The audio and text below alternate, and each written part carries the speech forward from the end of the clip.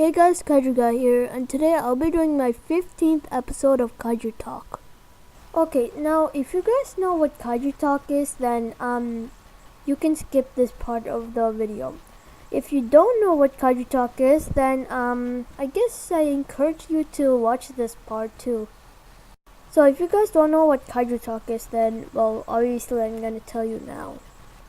So when I do a Kaiju Talk video, what I basically do is that I talk about different kaiju. Now what I talk about them is that I basically make an overview first, then I talk about their superpowers, and then finally I talk about how the kaiju might look in the Godzilla 2014 trilogy.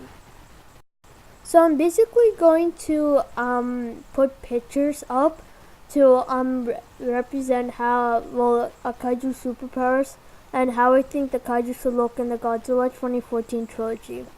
Now I'm not gonna choose any random image. I'm gonna choose the image that represents what I'm talking about best. Basically, for example, if I'm talking about a kaiju superpowers, then I'm gonna choose an image that represents the kaiju superpowers best. If I'm talking about how the kaiju looks in the Godzilla 2014 trilogy, then I'm gonna represent how I think basically an image, because there aren't many images that represent how a kaiju might look in the Godzilla 2014 trilogy. And after the Kaiju Talk episode is uploaded, then I'm going to definitely give credit to the images I used and the person who made the image. So I really hope you enjoy my series of Kaiju Talk. So yeah, let's begin. So the 15th episode of Kaiju Talk will be on King Caesar. And as always, I'm going to make a brief introduction of King Caesar, and then talk about his superpowers and how he will look in the Godzilla 2014 trilogy. So first off, I'm going to make a brief introduction of King Caesar. So King Caesar first appeared in the film Godzilla vs. Mechagodzilla, where his role was this guardian of to protect this statue type of thing. He next appeared in Godzilla Final Wars, where he was a monster that was controlled by the Exilians. In my opinion, I think King Caesar is a very, very cool kaiju. He kind of stands out when I say Godzilla's allies. He kind of stands out because he is one of the most powerful of Godzilla's allies. Next, let's talk about King Caesar's superpowers. So King Caesar appeared in two eras, the Showa era and the Millennium era. In the Showa era, King Caesar only had one superpower, which was that he could reflect any beam that touched his eye.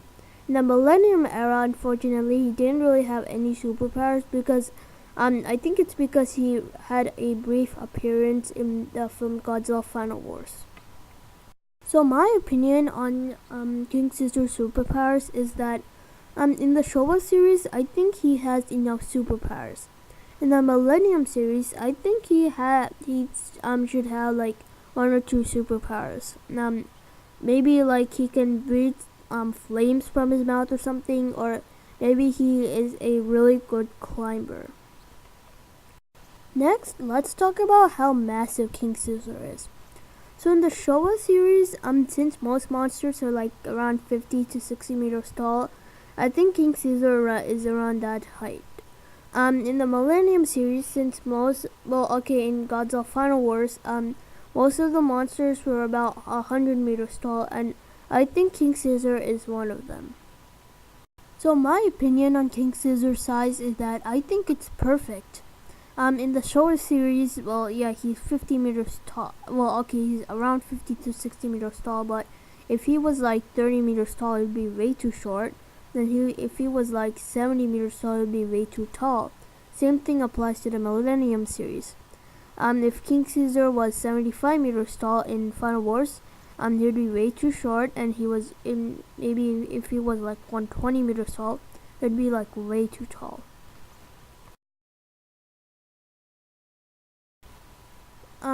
Finally, let's talk about how King Caesar might look in the Godzilla 2014 trilogy. Now, I picked this image mainly because I couldn't really find any images that represent how King Caesar might look in the Godzilla 2014 trilogy. So I'm just going to describe how I think he should look to you guys. So, yeah. So in my opinion, I think King Caesar should basically be a mutated orangutan. Now, an orangutan is this type of ape with long hair, and obviously, since King Caesar has long hair, it'll make sense that King Caesar should be a mutated orangutan. So, but the thing is, King Caesar has claws and like has like these sharp teeth and stuff like that, but orangutans don't really have claws and sharp, really sharp teeth. So basically, in the Godzilla 2014 trilogy, I think King Caesar should basically be this orangutan with sharp claws. Now, King Caesar also has these like dog-like ears that orangutans don't have, and King Caesar also has these like very sharp claws, as I already said, that orangutans don't have. So how will an orangutan get mutated and become King Caesar? Now, it could go like this. So scientists discovered this new species of orangutans that are close to extinction, and these new species have long ears and claws. So the scientists they take some orangutans to the lab to study them, and then the rest of the orangutans get angry and go and attack the lab. Now, when they go and attack the lab, the scientists had to self-destruct the lab because, well, obviously the orangutans are attacking it. So the self-destruction of the lab leads to a mini nuclear explosion that turns it kills most of the orangutans and only turns one to King Caesar. So even if King Caesar appears in the Godzilla 2014 trilogy, then even if he has the same origin, what would his superpowers be?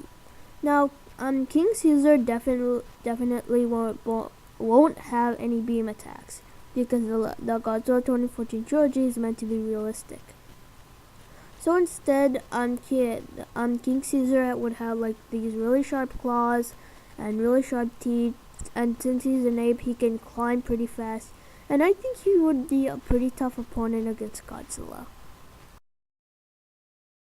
And that is about it for this video. I hope you guys enjoyed this video, and I will see you guys later.